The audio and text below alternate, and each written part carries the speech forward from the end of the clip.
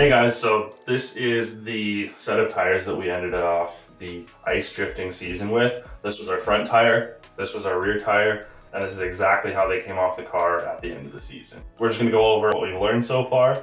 If you have any experiences with these studs or something similar, let us know in the comments. All the tires that we use are used takeoffs. We found it's not worth putting new tires on. This is after, I believe, a full season.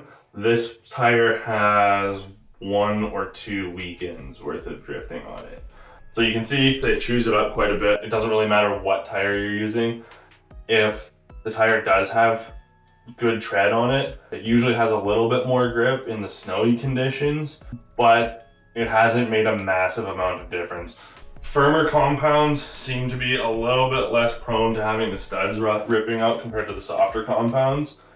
But we've also learned to get around that by using different types of washer stacks. We'll get into that in a second. You could technically use bald tires. The benefit to that would be the washers are gonna have less tread to sink through. So you're not gonna use as many washers to take up the space that it's sinking into the tread. We were using these smaller washers with nothing really behind them.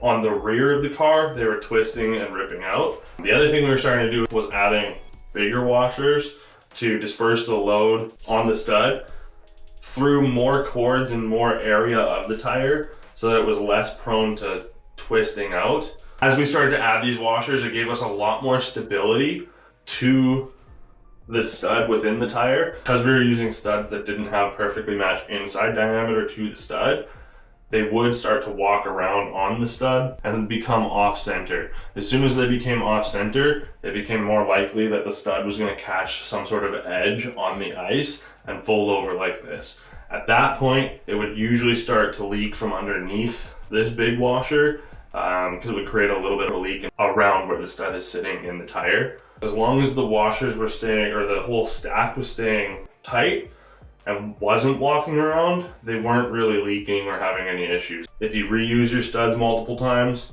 those nuts will become less likely to stay on, and they'll be likely to back off even with red Loctite. So you will probably need to replace at least the nut eventually if you're going to be reusing your studs.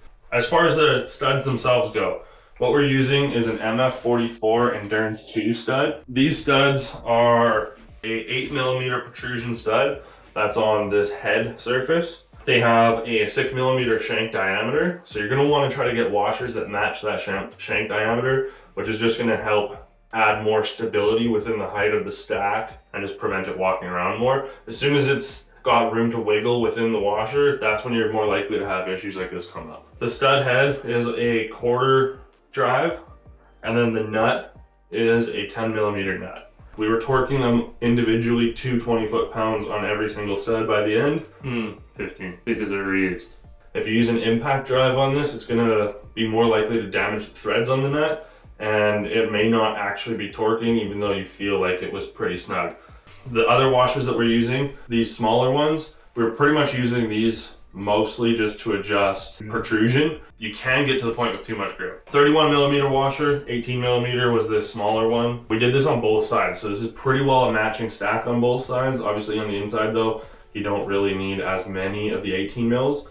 The other reason I have at least one 18mm on the inside is to just disperse the load across the big washer a little bit more and kind of step up the load dispersal to hopefully prevent this kind of thing happening.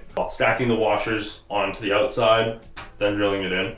Then stacking our washers on the inside, bring our nut on, snugging that up with the drill from the inside while holding it with a wrench from the outside. And then torque them down in a vise later. The other thing that we were doing was urethane earlier on. If you're installing with urethane, use rubber gloves for that and don't wear anything you care about having urethane on, because it's going to get everywhere. I don't believe you necessarily have to do that, but if you want to, you can. Torquing is a lot more awkward, obviously, than just sending them in with an impact or a drill, but having that consistent torque on them seemed to make a massive difference as we were getting later into the season. Our fronts, we were running, I believe 38 was our total count. And then in the rear, we were running 66 or so, I think it was 66 or 68. Equal amounts in each row. So you're just gonna have to do the math on that. And then what I was doing was the simplest for me, was just counting out using a paint marker to mark my initial lug, how many lugs we had around the tire, using that lug count divided by the number of studs that I wanted to use to figure out my stud spacing. You're trying to disperse the spacing of them so each is more likely to be catching fresh ice.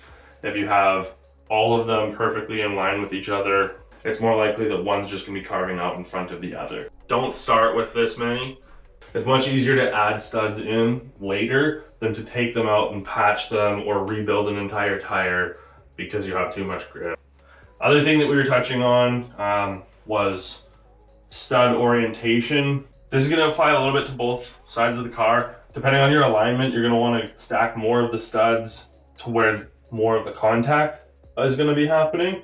So if you're cambered out like crazy, you're probably going to want to stack more of your studs on the inside edge. If you're doing a lot of tandem and you're trying to get close to your friends and they like their car at all and they don't want these chewing out the panels, which they'll do pretty quickly, you're going to want to at least offset the outside most edge inward quite a bit. So at least you have a bit of the sidewall and a little bit of tread on the outside most edge of the tire to be potentially contacting their car with, before you're just going to be chewing them out with these shredders.